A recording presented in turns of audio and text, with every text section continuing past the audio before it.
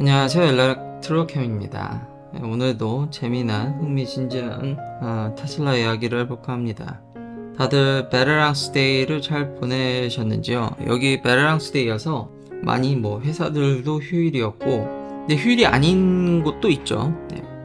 미국은 선택적 휴일이라 근데 물론 전 국민이 지키는 휴일들은 있지만 그렇게 또 선택적으로 휴식할 수 있는 날도, 근데 대부분 쉬긴 쉽니다. 베테랑스 데이는. 근데 안 쉬는 곳도 있더라고요. 테슬라 중국 얘기랑 이게 좀 화제였죠. 롬바론의 25,000달러짜리 테슬라의 저가형 차량에 대한 이제 극찬가. 근데 원래 이분은 테슬라에 대해서 초긍정론자셔서 그렇지만 역시 테슬라가 참 대단한 게, 모든 사람의 동의를 얻을 수는 없지만 그래도 월가의 대가 중 한 명이 이렇게 테슬라의 굉장히 초긍정이라는 거는 그만큼 테슬라의 매력 또한, 그러니까 호불호가 확실한 거죠. 매력도 확실하다라고 얘기할 수 있을 것 같습니다. 대부분 얘기에 정말 다 동의하고요. 25,000달러짜리 차가 나오면 파급 효과가 굉장히 클 것으로 저 역시 지난번에 얘기했듯이 정말 클 거라고 생각을 합니다.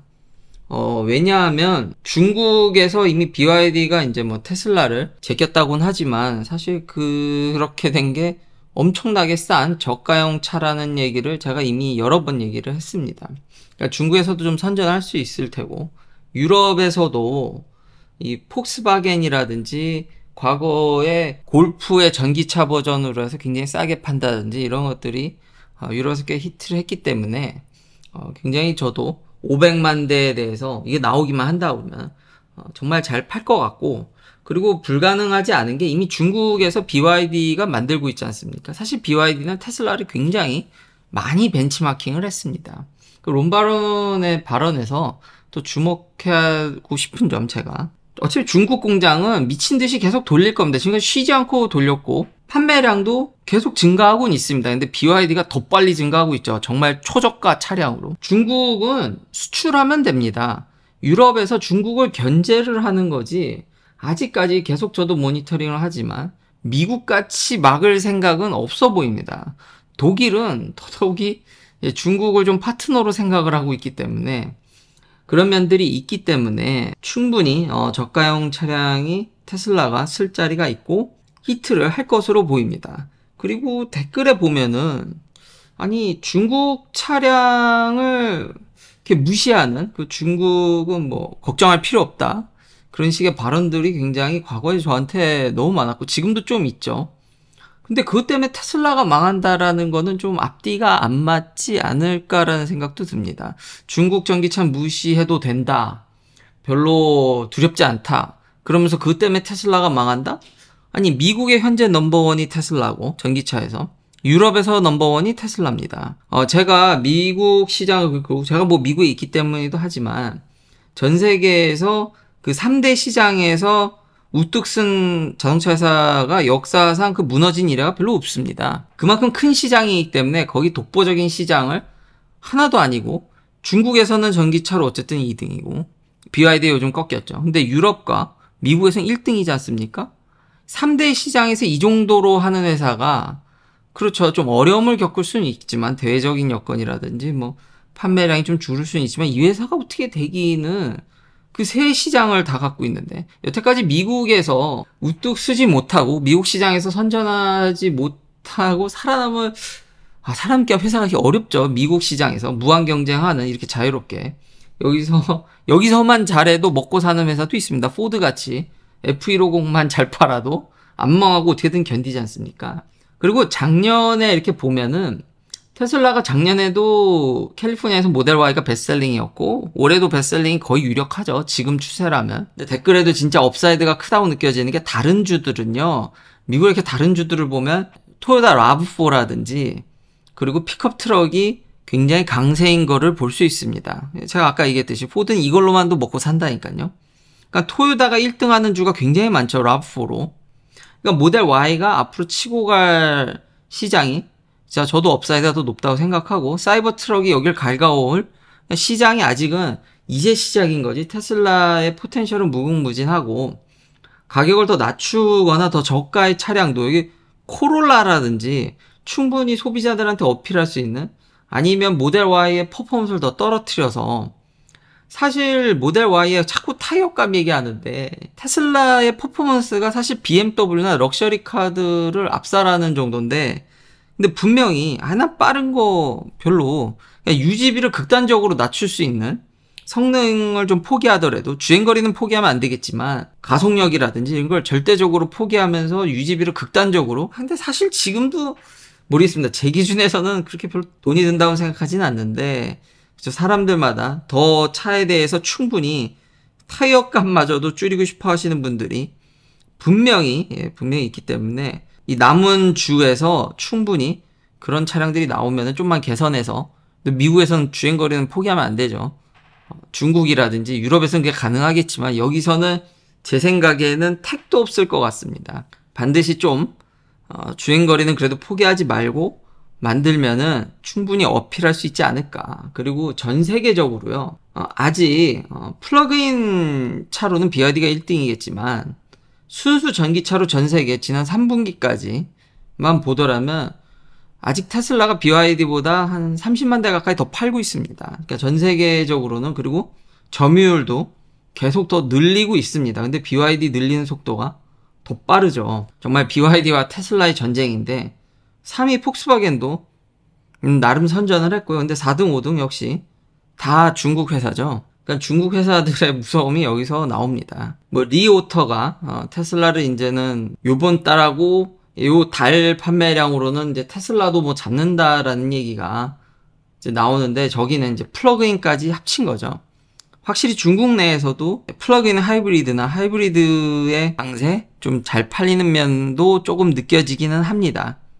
그래도 뭐 저는 전기차를 옹호하는 사람이고 제 약간 팬심도 들어가 있기 때문에 그게 무너지면은 이게 유지가 안 된다 그랬죠. 전기차가 많이 보급되기를 이런 선의의 경쟁을 통해서 정말 근데 중국 회사나 테슬라 말고는 참 전 세계적인 이 판매량을 견인하기가 좀 어려운 것 같긴 합니다. 폭스바겐 보면은 폭스바겐도 뭐 안 파는 게 아니니까요. 미국에선 좀 힘든데 근데 미국에 2027년에 under 35K 2027년이면요. 이제 2025년도 아니고 2027년이군요. 믿을 수가 없죠.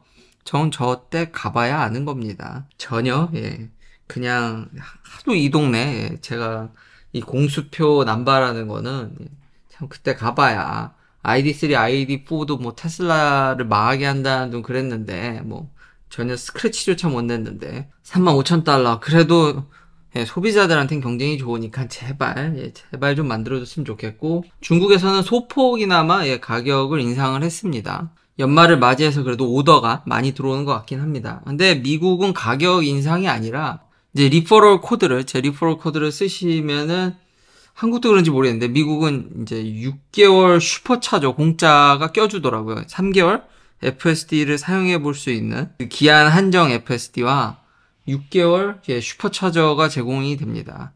아무래도 연말에 더 많이 팔아내려고 하는 것 같습니다. 항상 그 연말 특유의 가격을 또 깎을지는 한번 두고 보겠습니다. 근데 가격을 깎기보다는 현재는 프로모션을 좀 더 그리고 언리미티드 슈퍼차저이기 때문에 아마 로드트립을 기획하시면 연말에 그냥 사고 바로 충전하시면서 가시면 될 것 같습니다. 자, FSD 베타 11.4.4로 모델 X를 제가 한 번도 샌프란시스코 다운타운을 가져가질 않았더라고요. 그래서 가져간 느낌을 좀 남겨볼까 합니다. 차선 변경 앞에 보시면은 차가 많든 적든 끼어들기는 정말 기가 막히게 요즘 합니다. 그래서 그런 부분에서는 굉장히 놀라웠고요. 굉장히 안정적으로 쓸 수 있었고 이 샌프란시스코 안을 보면은 이제 시가지 안은 이게 옛날 도로다 보니까 도로폭이 너무 좁습니다. 뉴욕에서도 가끔 겪었는데 근데 여기는 너무 좁아도 너무 좁더라고요. 그 가라지가 옛날에 말에 이런 배설물을 처리하는 곳이었다라는 게 이렇게 퍼서 날랐다라는 게 그러니까 차를 못 세울 만한 가라지들이 샌프란시스코 집들을 보면 많이 보이는데 어떻게 저게 가라지인가 봤더니 원래 차를 세우는 용도가 아니었더라고요, 옛날에는요. 그게 이제 남아서 그냥 있는 건데. 여튼, 예, 그 정도로 여튼, 예, 말들이 다니던 길이라서 그런지, 폭이 좁습니다. 3랑 Y 때는 괜찮았는데, S는 좀 폭이 넓어서, 걱정이 좀 되긴 했는데, 뭐 워낙 차가 그래도 타이트한 맛이 있었는데, X로 가져가니까, 이게, 이 체급이 실감이 나더라고요. 확실히 큰 차구나. 예전에 제가 모델 Y랑 비교했을 때 큰 차이가 안 났다는 평들인데, 실제 타보면은 확실히 크고, 제 딸이 더 편해하고 그 공간감을 더 잘 느끼는 것 같습니다. 근데 중요한 건, 그렇게 타이트하고 옆에 차들이 저렇게 다녀서, 좀 겁이 살짝 조금 긴장되기도 하는데, 정말로 운전은 잘한다라는 겁니다. 이 좁은 폭에 맞춰서 이거를 긁을 것 같은 불안감이 제가 이제 안 하다 보니까 얘한테 좀 그래도 이제 맡기다 보니까 그런 위험이 느껴지는데도 이 좁은 길을 잘해 간다라는 것에 너무 놀랍습니다. 그래도 전방 주시해야 되고요.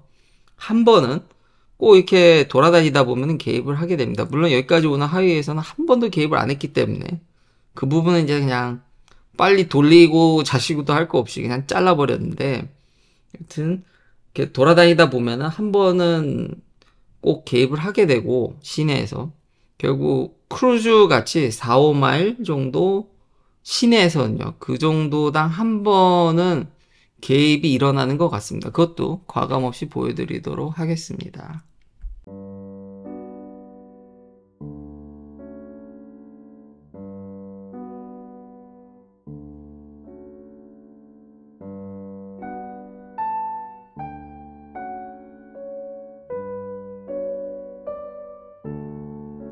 자, 여기 보면은 우회전을 해야 되는데 차선이 제대로 그려져 있지 않죠? 거기 사실상 두 차선이 그냥 얼렁뚱땅 크게 그려져 있는데 적당한 거리에서 이걸 맞춰서 우회전하는 준비를 해서 뒷차에서도 좀 사인을 주고 이러는 모습이 다시 보니까 놀랍네요.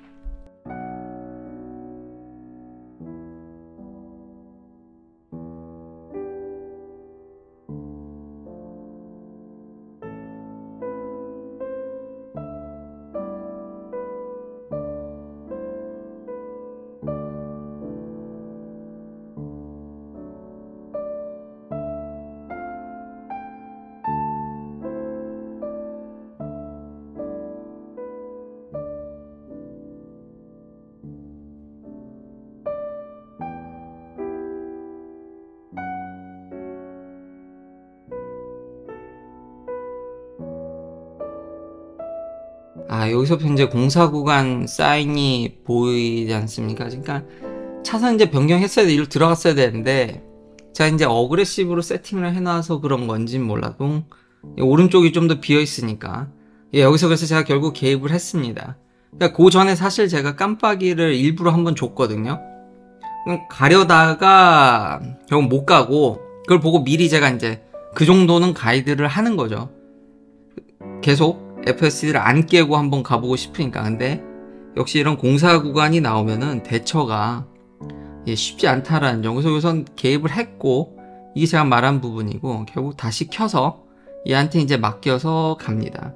그렇다고 해서 얘가 뭐 전혀 공사 구간을 대처를 못하는 게 아니라 이미 제가 이런 FSD 리뷰 영상을 많이 보여드렸지 않습니까? 제가 몸소 제 영상입니다. 제가 운전해서 제 차를 가지고 공사 구간을 대부분 그래도 핸들링을 하는데 높은 확률로 핸들링을 하는데 이게 100%가 아니다 보니까 여러 번 다니다 보면은 그리고 이거는 확률적으로는 높지만 열에 9은 핸들링 하는 것 같은데 그것도 열에 한 번을 못 한다는 건 굉장히 큰 겁니다. 공사 구간이 정말 다양한 방식으로 다양하게 나오기 때문에 이래서 로보택시가 참 쉽지 않구나. 근데 그 외의 부분은 좌회전, 우회전 보고 가는 거 사람 보고 저보다도 더 잘 보고 같이 운전을 하면 더더욱이 안전하게 운전을 할 수가 있습니다.